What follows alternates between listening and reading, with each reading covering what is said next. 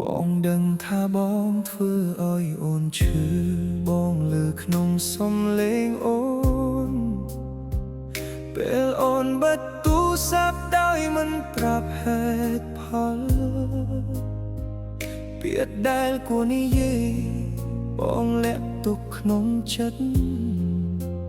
ចិត្តខាងក្នុងភ័យខ្លាចទើបមិនហ៊ាននិយាយអ្វីឥឡូវភាពកក់ក្តៅត្រជាក់ណាស់ពេលគ្មានអូនបងងងបងខ្លាចទើបឥឡូវបងយល់ពីអ្វីដែលយើងមា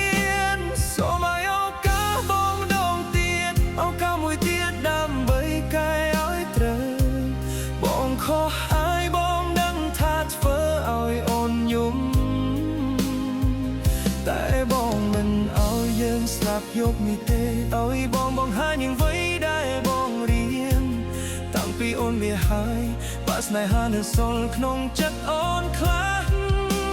សូមឲ្យបងដងទៀតបងចាក់រឿងយុបនំហើយដងទៀតក្នុងក្បាលរពេលដែលបងចង់ដកវិញបើបងឲ្យត្រឡប់ទៅពេលនោះ Where the crawdad sing វិញបងនឹងអបអូននៅយូរជាងនេះមិនលែងទេបងយល់ហើយថាស្នេហាមិនងាយស្រួលតែការបែកគ្នាពិបាកជាង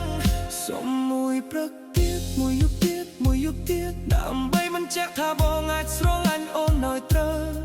បងដឹងថាបងបំផ្លាញទំនុកចិត្តអូនតែបេះដូងអាចជាកុំឲ្យយឺតជាចប់រឿងយើ